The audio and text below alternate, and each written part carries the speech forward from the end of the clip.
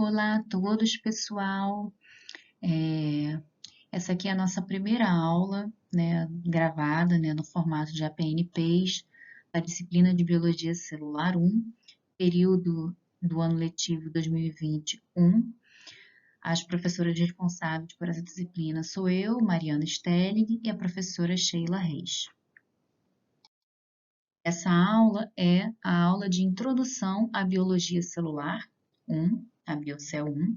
É uma aula que já foi dada no período presencial, lá no início do semestre, em março de 2020, e ela vai entrar nas nossas APNPs como um conteúdo de revisão. Tá? Esse conteúdo ele deve ser idealmente abordado por vocês, acessado por vocês entre 31 de outubro de 2020 e 6 de novembro de 2020. No dia 7, então, nós disponibilizaremos a segunda aula da disciplina e essa já será conteúdo novo.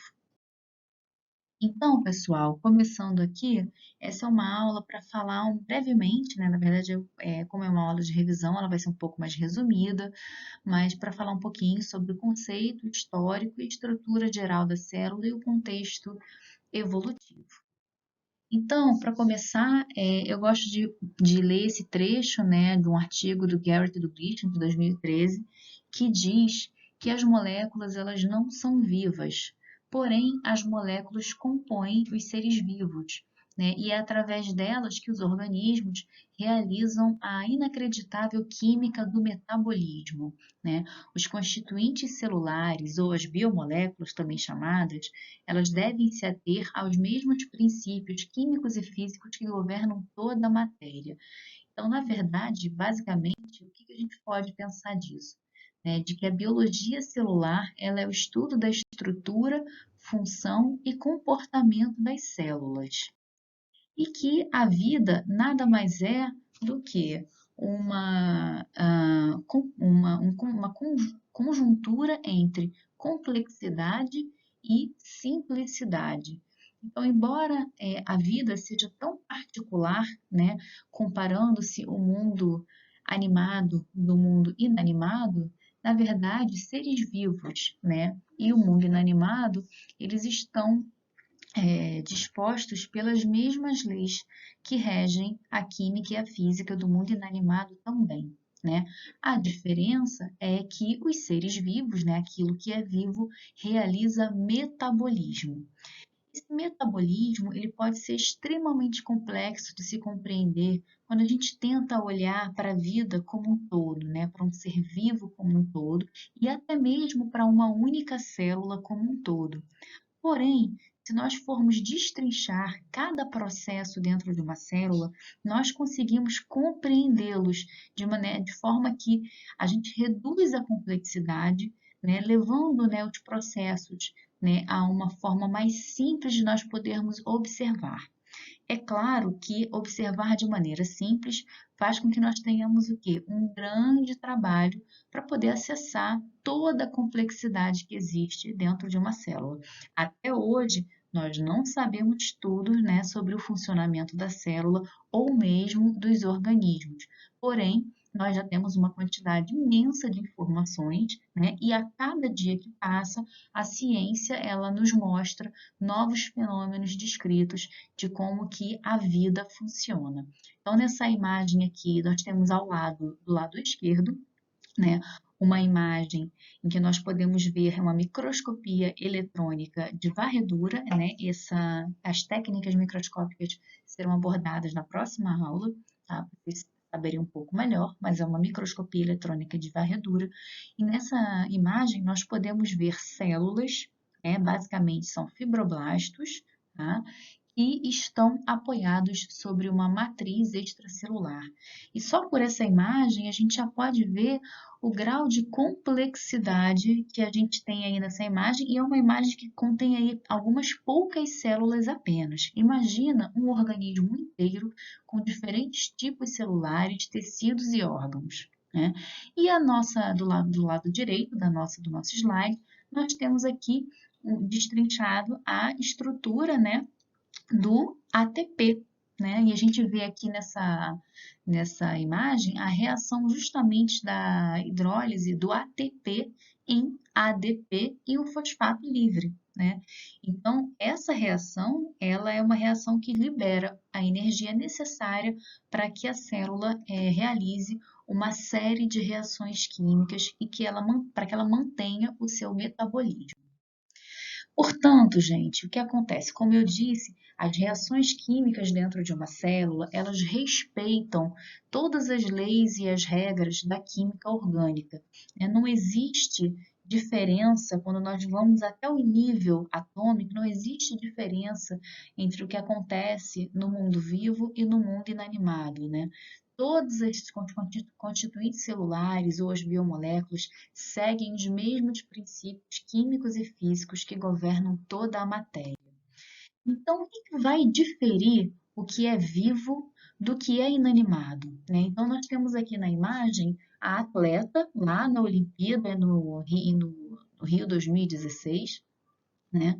Em que a gente vê ela fazendo aí uma série de exercícios impressionantes. Então, a gente não tem sombra de dúvida de que nós estamos observando um organismo vivo aí nessa imagem.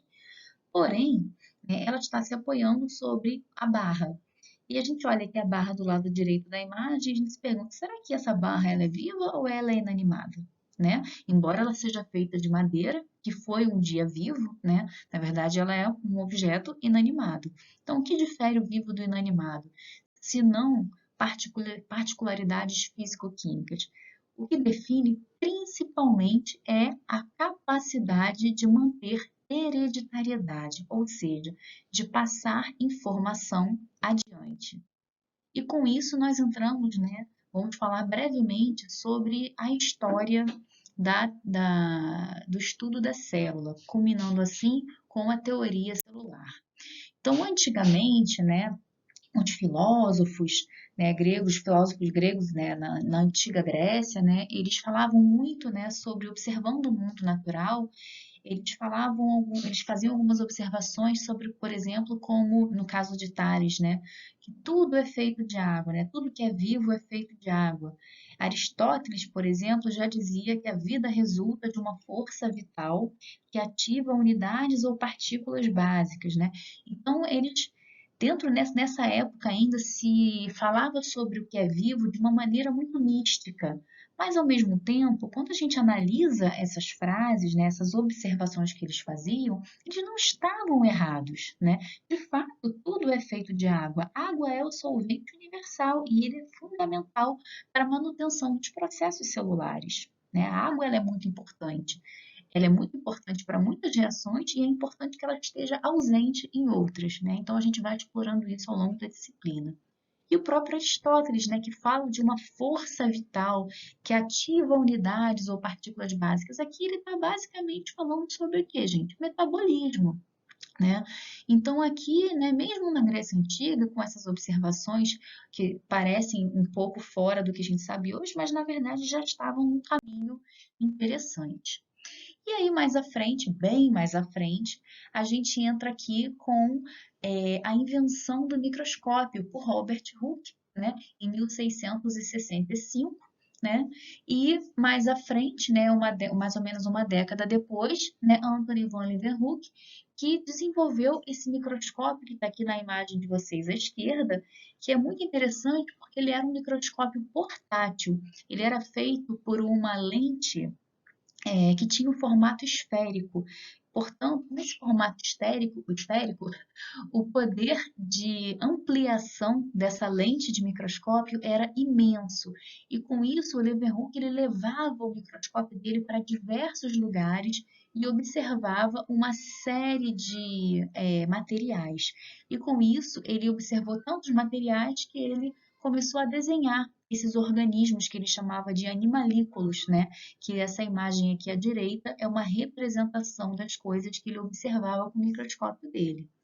E esse modelo de microscópio, pessoal, ele é tão poderoso que nesse slide aqui nós estamos vendo, na verdade, imagens que foram feitas nos dias atuais com um microscópio construído da mesma forma que o Leeuwenhoek construiu o microscópio dele. Então, foi feita uma réplica do microscópio e a gente observa aqui na imagem da esquerda, por exemplo, um detalhe de um piolho e aqui à direita o detalhe de células sanguíneas, né? Na imagem nós estamos vendo hemácias, né? E a gente pode ver como que as imagens são claras, né? Elas são realmente nítidas, né? E as hemácias, elas são bem pequenininhas, elas podem ser vistas aqui com grande clareza na imagem. Então, ele foi o Leeuwenhoek, ele foi uma pessoa que, com esse seu modelo de microscópio, ele permitiu um grande avanço no estudo do mundo microscópico. E com isso, né, pôde fazer um grande avanço, né, no estudo das células. Mas então seguimos com a pergunta, né, quando começa a vida, né? O que é vivo? De onde a vida vem, né? Então nós temos aí Spallanzani com a teoria da geração espontânea, né, que foi refutada principalmente por Pasteur, né, com as suas metodologias, né, de esterilização, né, que hoje em dia nós inclusive temos os processos que nós chamamos de pasteurização, né? Mas então, qual era a unidade mínima que carregava o potencial para a vida, né? Nós sabemos que as moléculas que compõem os seres vivos não são vivas, mas uma célula é viva, né? Isso a gente sabe hoje.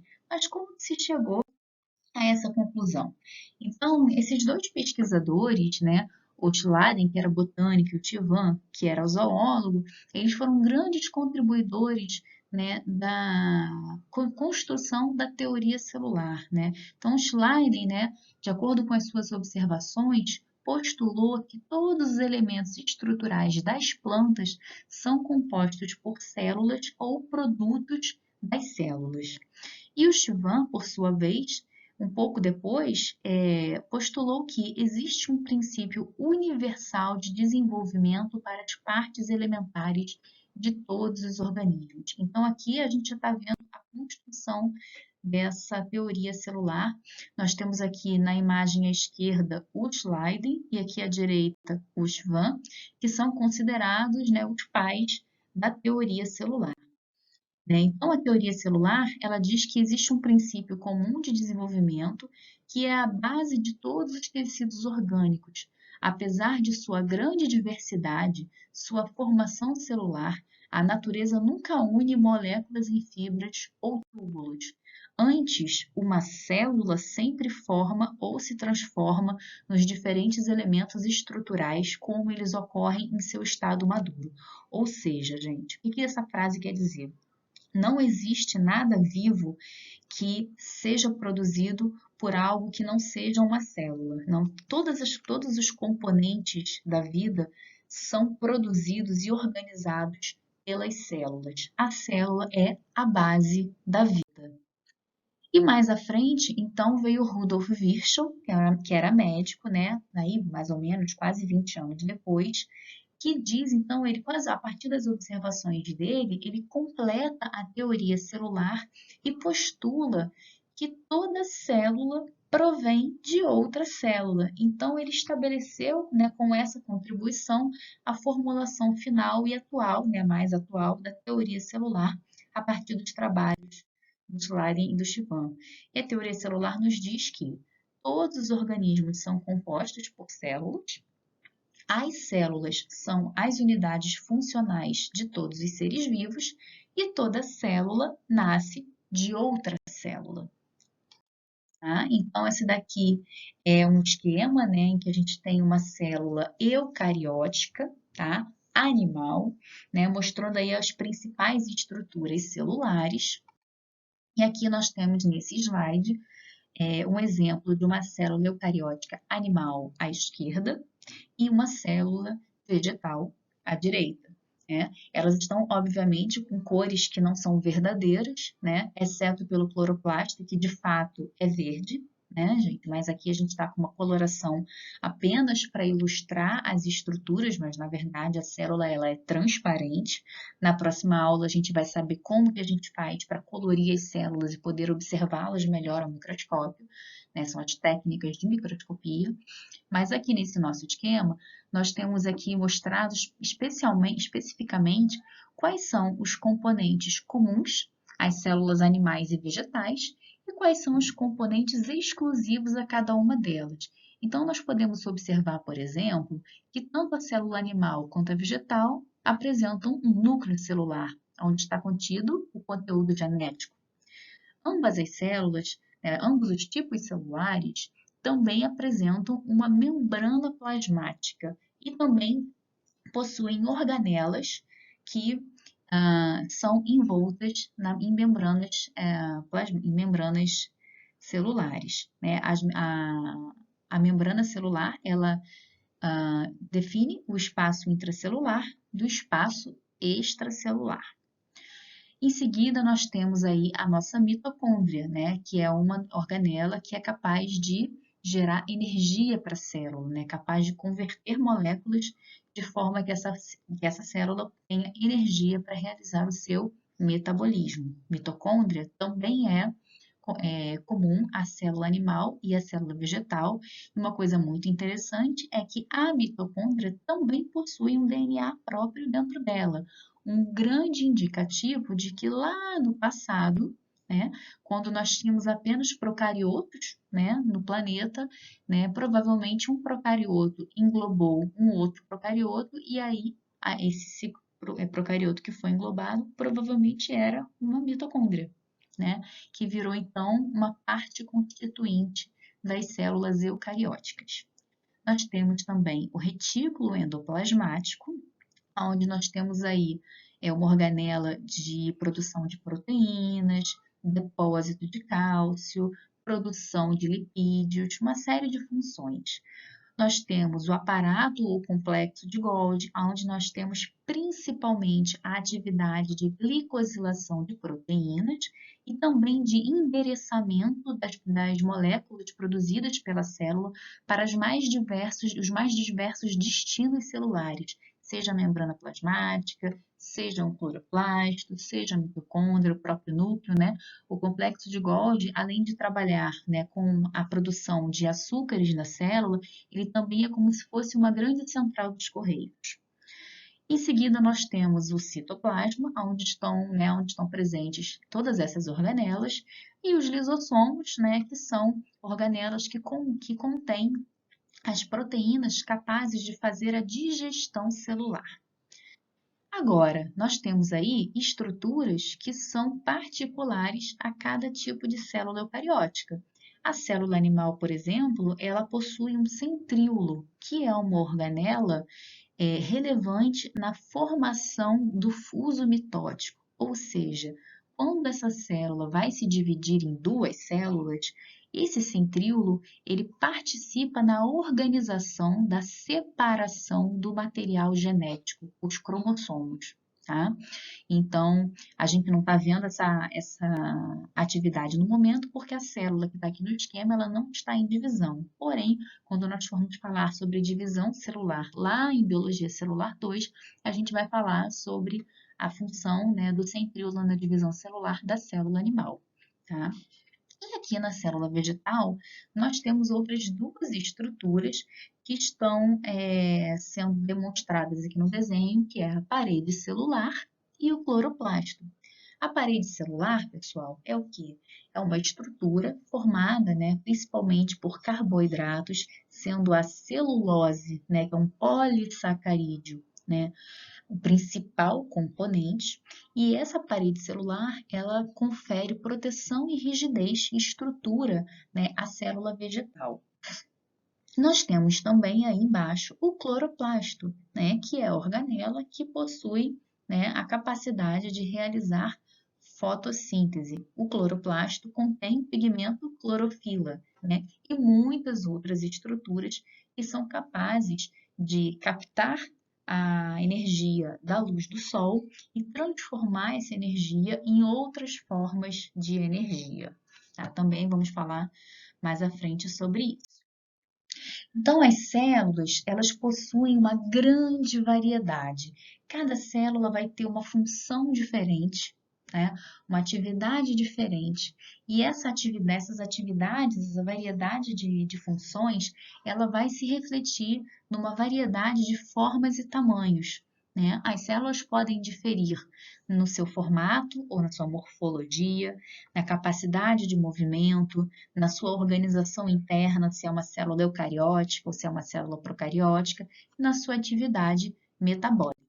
Então, nós temos aqui nesse slide 3 exemplos que demonstram a grande diversidade presente nos diferentes tipos celulares. Na primeira célula aqui à esquerda, nós temos um neurônio, né, presente no cerebelo, e é interessante, pessoal, porque nessa imagem aí vocês estão vendo apenas um único neurônio, é uma célula aí que estendeu vários prolongamentos celulares para realizar uma série de conexões com outros neurônios.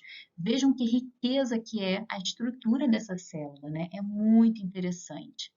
Já aqui na figura do meio, nós temos a organização de células epiteliais do intestino, né? Então a gente vê aí cada pontinho roxo escuro dessa imagem é um núcleo. E toda essa parte rosa que vocês estão vendo é o citoplasma.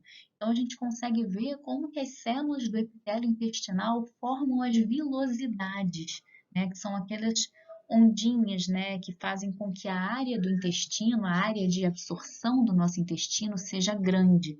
E com isso a gente consegue aproveitar os alimentos e não perder, né, esses alimentos, ficando assim deficiente na absorção de nutrientes. Tá? Então, essa é uma estrutura muito importante e ela se organiza assim através da conexão entre uma célula e outra, né, entre as células vizinhas, e entre a célula e a matriz extracelular que envolve essas células. Também vamos, ao longo da disciplina, falar bastante sobre essa organização de ligação entre uma célula e outra na aula de junções celulares e vamos falar também sobre a matriz extracelular numa aula de mesmo nome. E aí, mais à frente, não, perdão, a imagem à direita é justamente uma imagem de uma planta, né, mostrando aí justamente a organização das células vegetais. O que nós estamos vendo aí, na verdade, é o quê? É o sistema, né, vascular das plantas com transporte, né, do material que precisa ser distribuído ao longo de todo o organismo, né? Então, como vocês podem olhar, existe uma grande diferença, por exemplo, entre essa imagem e a imagem do meio, né? Que é uma imagem mostrando células animais, né? As células vegetais, devido à presença da parede celular, elas assumem uma estrutura muito mais rígida do que as células animais. Então, pessoal, vamos falar um pouquinho agora sobre a origem e a evolução das células, né? A gente estima, né, atualmente, que a vida na Terra ela tenha se iniciado aproximadamente 3,8 bilhões de anos atrás, né? O nosso planeta tem em torno de 4,5 bilhões de anos e a vida surgiu há mais ou menos 3,8 bilhões de anos atrás, né? Mas como que a vida surgiu, né? Como que surgiu a primeira célula, né? Infelizmente, nós não temos uma máquina do tempo para retornar ao momento em que o primeiro organismo vivo surgiu. Mas, observando o mundo atual, observando como que os seres se organizam atualmente, como que eles executam o metabolismo, nós podemos gerar hipóteses de como que a vida surgiu no nosso planeta, né? Então, nós temos uma série de hipóteses de como isso aconteceu. Eu vou falar aqui para vocês de duas dessas hipóteses que são bem razoáveis. A primeira delas é o que nós chamamos de mundo do RNA. Então, aqui nós temos nessa imagem à esquerda uma representação do que seria a Terra primitiva, né? Lá, a Terra, né, dessa época aí de 3,8 bilhões de anos atrás, né? E aqui à nossa direita nós temos uma imagem, né, uma ilustração de um RNA. E o que acontece com a hipótese, né? Por que a hipótese do mundo do RNA é uma hipótese bem plausível para explicar a origem da vida? Porque o RNA, ele é o quê? Ele é um polissacarídeo composto, né, ele é um polissacarídeo simples, porque ele é um polissacarídeo de cadeia única, diferente do DNA, que é um polissacarídeo de cadeia dupla. Então, olhando estruturalmente para a bioquímica do RNA, ele é mais simples do que o DNA. Porém, mesmo sendo mais simples, ele é uma molécula extremamente estável, tá? E além disso, ele tem uma outra grande particularidade, que é o RNA é uma molécula que carrega informação, né? O DNA, ele é traduzido, ele é transcrito em RNA e o RNA é traduzido nas proteínas. Então, a gente sabe que é uma molécula que pode portar informação e hereditariedade. Além disso, o RNA também é uma molécula que pode possuir atividade catalítica, né? O RNA ribossomal, por exemplo, é responsável, né, por receber o RNA que contém a informação que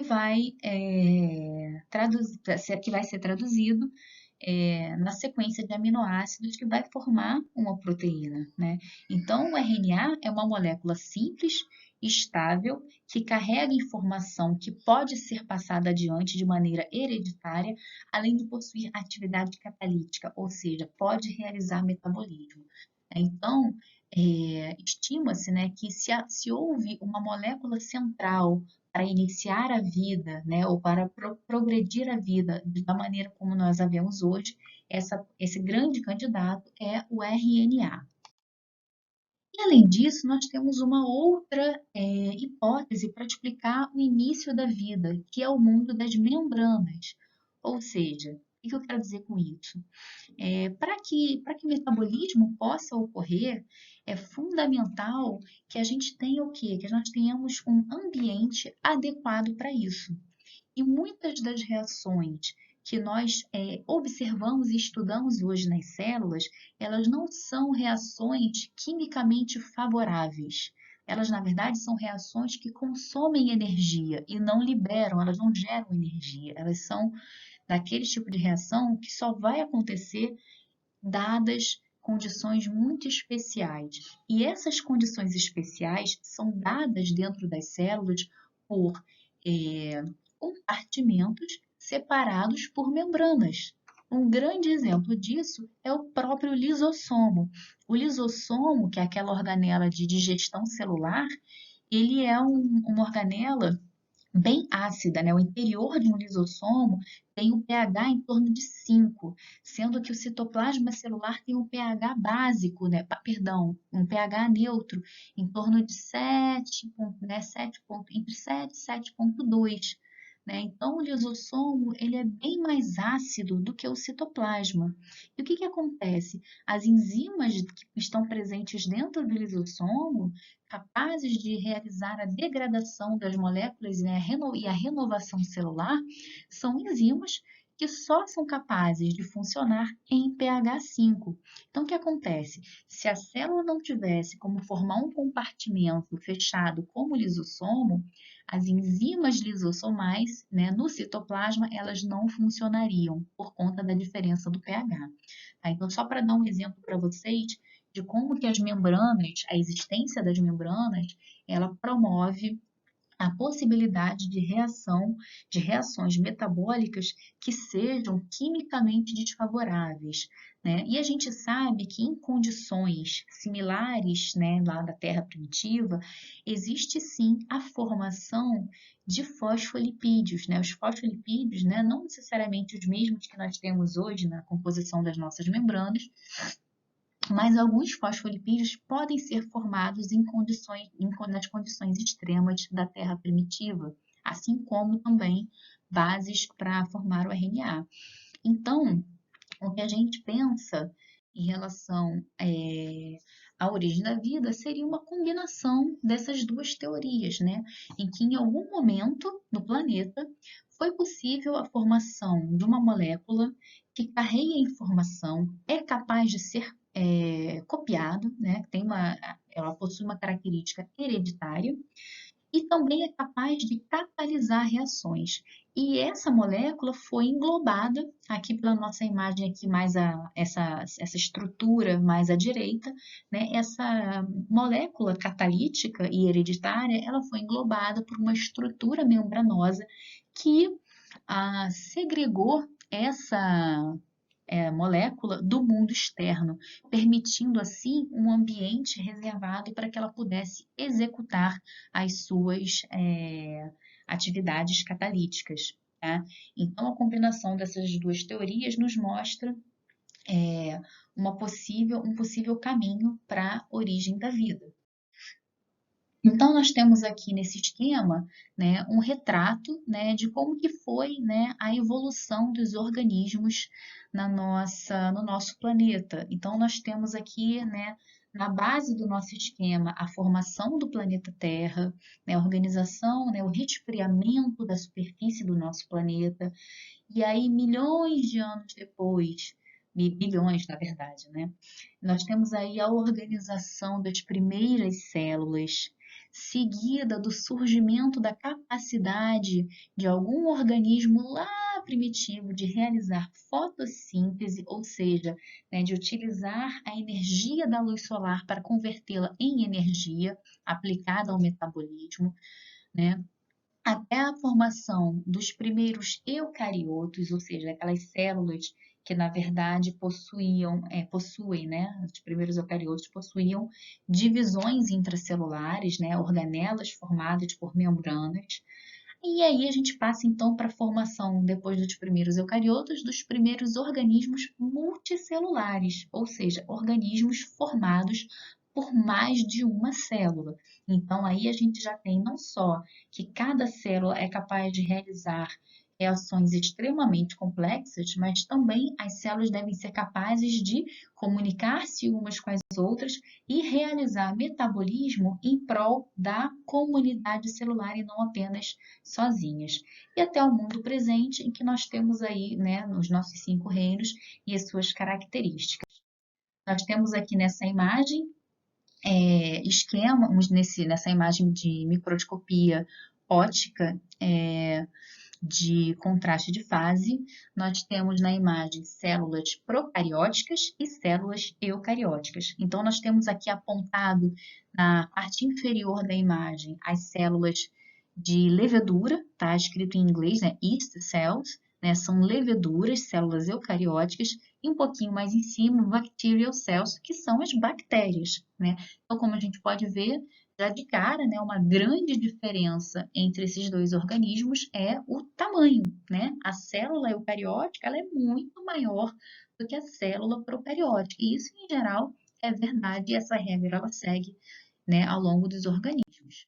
Mas quais são, né, as principais características desses dois tipos, né, de organismos, né, os procariotos e os eucariotos? Os procariotos, né, são organismos que então a gente percebe, ou a gente tem a hipótese de que foram os primeiros, né, tipos de organismos que surgiram no nosso planeta, devido à sua simplicidade. Não que sejam organismos necessariamente simples, eles são extremamente complexos em termos de metabolismo e de estrutura. Porém, os procariotos, em comparação aos eucariotos, são bem mais simples. Então, dentre as principais características, né, a gente pode dizer que os procariotos eles são formados por um compartimento único envolvido por uma membrana plasmática. Eles não têm um núcleo definido por carioteta, mas isso não significa, né, que o DNA dos procariotos fique boiando perdido no citossol. O procarioto ele tem sim uma região dedicada, né, à organização desse material genético que nós chamamos de região nucleoide.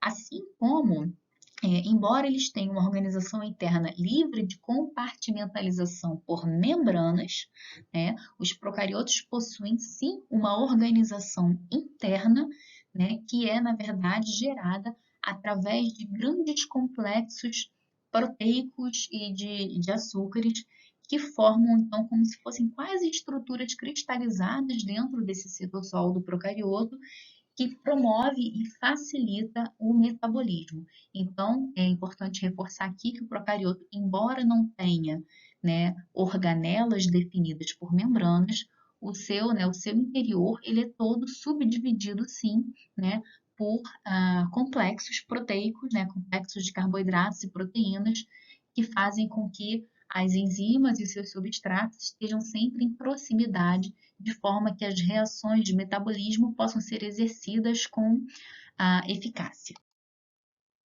Dentre os procariotos, nós temos as bactérias, ou também chamadas de eubactérias, né, que são organismos unicelulares, né, organizados em cadeias filamentosas, né, por exemplo, como as cianobactérias.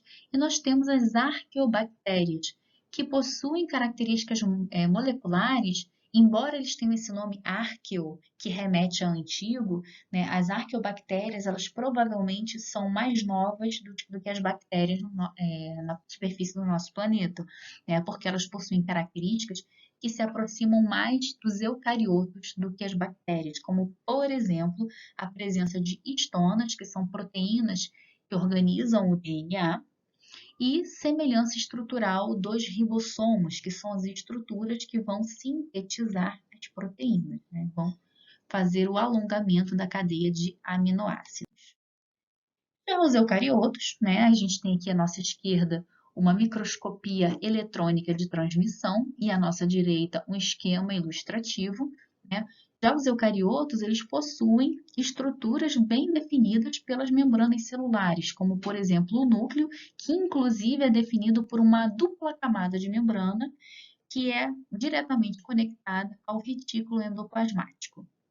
Eles possuem extensas redes de membranas internas e um citoplasma, né? Ou seja, né, um citosol e suas organelas, né, que compõem todo o interior dos eucariotos. Os eucariotos, então, são compostos por todos os membros dos reinos animal e vegetal, fungos multicelulares e unicelulares, como são as leveduras, e os protozoários, que são os únicos representantes de seres unicelulares eucarióticos. Tá?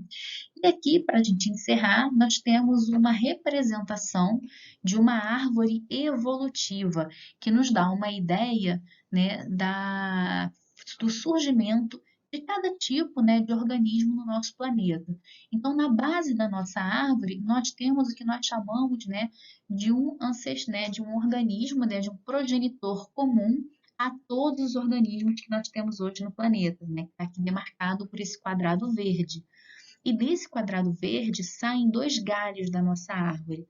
Um deles que surgiu primeiro é justamente o galho, né, do reino das bactérias, né? E mais à frente nós temos o surgimento das arqueobactérias. Então, como eu falei, embora esse nome arqueo nos dê a impressão de que são bactérias antigas, na verdade, elas são mais recentes do que as bactérias. Elas têm, na verdade, um metabolismo extremamente complexo e vivem em condições extremas na Terra, e por isso que se deu esse nome erroneamente, né?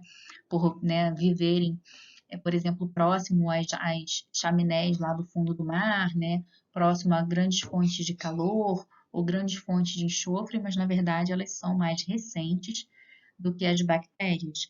Porém, dali da formação das bactérias, a gente tem um outro quadradinho, né, azul, que pontua um progenitor comum entre as arqueobactérias e todos os eucariotos. Então, no topo da nossa árvore, nós temos aí o reino eucária, que marca justamente todos os organismos multicelulares, além dos protozoários, que são os únicos seres eucarióticos unicelulares. Então, aqui a gente tem um retrato, né, de como que a gente organiza, né, o surgimento dos organismos no nosso planeta. Claro que cada árvore evolutiva ela pode ser construída através de parâmetros de análise diferentes. Elas podem ser, essas árvores podem ser construídas, por exemplo, com base em análises morfológicas, com base em análises, né, do DNA, com base em análises como surgimento de estruturas específicas, né? Atualmente, né, a forma mais aceita de se organizar, né, temporalmente o surgimento de organismos no planeta é utilizando o parâmetro do conteúdo genético, né? Mas ainda assim nós temos uma série de outras formas de representar que podem ser utilizadas também, tá, pessoal? Então, por hoje, né, por enquanto, até agora, encerramos aqui, né, a nossa aula de revisão. Aqui são algumas fontes de consulta para quem quiser se aprofundar um pouco mais. tá? Espero que todos tenham conseguido acompanhar bem, né, a aula. Eu acabei, por conta de ser uma aula de revisão, eu reduzi um pouquinho o número de slides, mas se alguém tiver alguma dúvida, pode acessar o arquivo PDF da aula completa e trazer perguntas no nosso próximo encontro síncrono, tá?